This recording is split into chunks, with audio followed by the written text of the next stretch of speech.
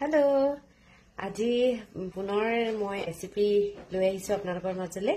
আজি মায়ে সৰিয়হৰ লগত পাভ মাছ বনাবলৈ লৈছে, তাকে কেনেকেনো বনাই তাক দেখাও বুলি ভাবিলো। ৰব দেখাইছো, এইফালে ৰেডি কৰি ৰাখিছে। এইফালে পাভ মাছ হালধি আৰু নিমখ দি এনেকে থৈ দিছে, এইখিনি ফ্ৰাই কৰিব।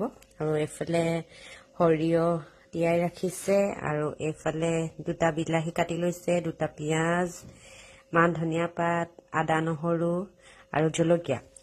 ইয়াৰ মায়ে মাছকেইজনী এনেকে ফ্ৰাই কৰি লৈছে। মানে দেখিছিলে যে সৰিয়হ তিয়াই থোৱা আৰু বাকী পিঁয়াজ বিলাহী গোটেইখিনি একেলগতে এনেকে পেষ্ট বনাই ল'ব, মানে বেলেগ বেলেগকে কৰি নাথাকে আৰু গোটেইখিনি একেলগতে এনেকে পেষ্ট বনাই ল'ব। এতিয়া এইফালে এইখিনি আমাৰ পেষ্ট ৰেডি হৈ গ'ল।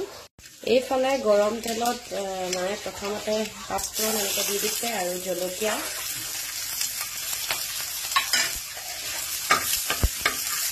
এতিয়া ইয়াতে পেষ্টটো দি দিছে আৰু অকণমান ভজাৰ পিছত এয়া হালধি আৰু মছলা দিছে। ইয়াতে জিৰা পাউডাৰ আৰু ধনিয়া পাউডাৰ আছে।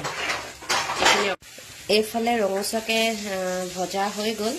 এতিয়া ইয়াত নিজৰ সোৱাদ অনুসৰি আন্দাজমতে এনেকে নিমখ দি আকৌ এবাৰ এনেকে লৰাই দিছে।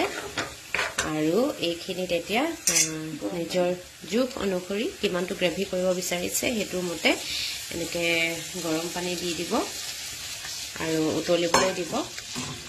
আৰু এইখিনি যেতিয়া উতলিব তাত এইফালে ফ্ৰাই মাছখিনি দি দিব।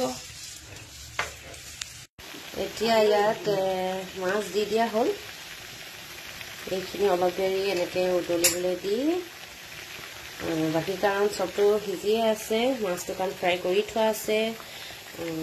আকৌ যোনখিনি পেষ্ট বনোৱা হৈছিলে সেইখিনিও ধুনীয়াকৈ ফ্ৰাই কৰি লোৱা হ'ল, মানে অলপ দেৰি ভাজি লোৱা হ'ল। সেইকাৰণে এনেকৈ অলপ দেৰি উতল অহাৰ পাছত আপোনালোকে কিমানটো গ্ৰেভিটো কিমান কম ৰাখে আৰু সেইটোৰ ওপৰত ডিপেণ্ড কৰি পানীটো শুকাব দিব। আৰু তাৰপিছত আপোনাৰ সৰিয়হৰ লগত পাভ মাছ ৰেডি হৈ গ'ল।